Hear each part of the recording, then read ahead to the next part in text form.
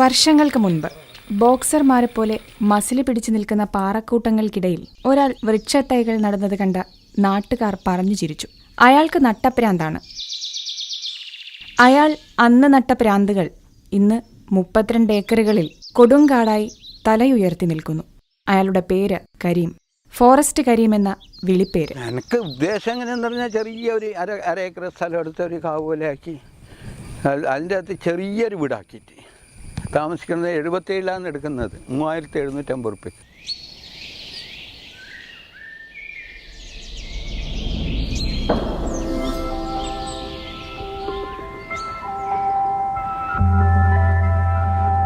കാസർഗോഡ് ജില്ലയിലെ നീലേശ്വരത്ത് നിന്ന് 30ലധികം കിലോമീറ്ററുകൾക്കപ്പുറത്തുള്ള പരപ്പയ്ക്ക് തൊട്ടു നിൽക്കുന്ന പുലിയംകുളത്താണ് 32 ഏക്കറിൽ നിത്യഹരിത നായികയായി കരീമിന്റെ കാട് ലോകത്തോട് മന്ദഹസിക്കുന്നത്.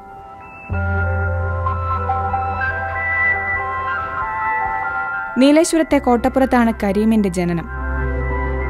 പ്രകൃതിയിലേക്ക് രണ്ടും കൽപ്പിച്ചുള്ള കൺതുറക്കൽ കരീമിന്റെ കൂടപ്പിറപ്പായിരുന്നു. രാജാസ് ഹൈസ്കൂളിൽ പഠിക്കുമ്പോൾ തൊട്ടടുത്തുള്ള മന്തമ്പുറത്ത് കാവിലെ പച്ചപ്പിന്റെ കുളിർമയിലേക്ക് ക്ലാസിന്റെ ഇടവേളകളിൽ കരീം പോകും. ചെറുപ്പകാലങ്ങളിലെ ശീലം ജീവനുള്ള കാലത്തോളം മറക്കാത്ത മനുഷ്യരുടെ കൂട്ടത്തിൽ കരീമും. ജീവിത പ്രാരാബ്ധക്കളിയിൽ കളിച്ചു ജയിക്കാൻ ദുബായിലെത്തിയപ്പോഴും ഉള്ളിലെ ഹരിതാഭയും തെളിനീരുറവയും കരീമിനെ വിട്ടുപോയില്ല. അങ്ങനെയാണ് 1977 പുലിയംകുളത്ത് 5 ഏക്കർ സ്ഥലം കരീം വാങ്ങുന്നത്. കൊട്ടപ്പാറയായിരുന്നിട്ടും കരീം പ്രതീക്ഷ കൈവിട്ടില്ല. തദ്ദേശവാസികളായ മനുഷ്യർക്കൊപ്പം കരീം പാറകൾക്കിടയിൽ കയ്യിലേക്ക് വന്ന വൃക്ഷത്തൈകൾ നട്ടു. പാറകളുടെ അഹങ്കാരത്തിലും വീശിയെത്തുന്ന ചൂടുകാറ്റിന്റെ ആക്രോശങ്ങളിലും മാസങ്ങൾക്കുള്ളിൽ ചെടികളെല്ലാം അകാല മൃത്യു വരിച്ചു. നിരാശയോടെ മടങ്ങേണ്ടതായിരുന്നു കരീം. പ്രതിസന്ധികളെ തരണം ചെയ്ത് മരിച്ചുപോയ ചെടികൾക്കിടയിൽ പിടിച്ചുനിന്ന മരുതം എന്ന വൃക്ഷത്തൈ തന്റെ കൈകളായ പച്ചപ്പിന്റെ ഇലകൾ കൊണ്ട് കരീമിനെ കൈകൊട്ടി വിളിച്ചു. അപ്പം അന്നുള്ള സംഭവം എന്ന് പറഞ്ഞാൽ ഒരു പൊട്ട കിണറിൽ ഒരു തുള്ളി വെള്ളമുള്ളൂ. ഇത് ഒന്ന് വാക്കിയായതുകൊണ്ട് എനിക്ക് വീണ്ടും ഒരു എൻകറേജായി, പ്രതീക്ഷയായി.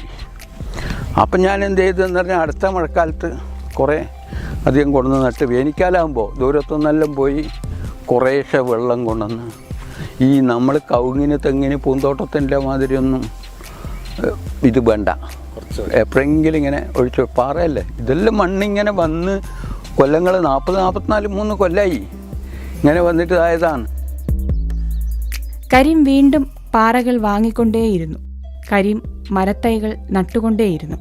നട്ടപ്രാന്തെന്ന് വിളിച്ച നാട്ടുകാരോട് പാറകൾ പൊടിച്ച് മണ്ണാക്കി കഷ്ടപ്പെട്ടു വളർന്ന മരങ്ങൾ കരീമിന് വേണ്ടി ഉത്തരം പറഞ്ഞു. ഉല്ലാസപ്പൂത്തിരികൾ കത്തിച്ച് അവിടേക്ക് വന്ന പക്ഷികളും മൃഗങ്ങളും പൂമ്പാറ്റകളും ഉത്തരം പറഞ്ഞു. എല്ലാറ്റിനുമുപരി വെള്ളമില്ലാതെ വരണ്ടുകിടന്ന നാടിന്റെ ജലാശയങ്ങൾ ജലത്താൽ ആശയസമ്പുഷ്ടമായി ഉത്തരം വൃത്തിയിൽ ചൊല്ലി. കരീമിനൊപ്പം കരീമിന്റെ വനത്തിലെത്തുന്ന പക്ഷികളും മരങ്ങൾ വളർത്തുന്നതിൽ അതീവ ശ്രദ്ധാലുക്കളാണ്. കരീമിന്റെ വനത്തിൽ വളർന്ന ചില മരങ്ങളും ചെടികളും അവർ കൂടി കൊത്തിക്കൊണ്ടുവന്നതോ കാഷ്ടിച്ചുണ്ടാക്കിയതോ ആകുന്നു. അത് കണ്ട അതെല്ലാം ഇതാണ്, ഏത് മെഡിസിനൽ പ്ലാന്റ്സ് ആണ്. ഇടംപിരി വലംപിരി എന്ന് പറയുന്നില്ലേ, ചന്തയിലെല്ലാം കൊണ്ടിട്ട് ഇങ്ങനെ പിരിപിരിയായിട്ട് വെക്കുന്ന മരുന്നാണ്. അതിൽ പക്ഷികൾ വരും ധാരാളം അത് തിന്നാൻ. അതേ വിൽ ബ്രിങ് ന്യൂ സീഡ്സ്, പുതിയ വിത്ത് അവർ. കരീം തന്ന സ്വസ്ഥ ജീവിതത്തിന് ഇങ്ങനെയെങ്കിലും കടം വീട്ടേണ്ടതുണ്ടെന്ന് അവർ കരുതി കാണണം. 32 ഏക്കറിൽ പടർന്നു കിടക്കുന്ന തന്റെ കാട്ടിലെ എല്ലാ മരങ്ങളും ചെടികളും കരീമിന് പകൽ പോലെ പരിചിതം.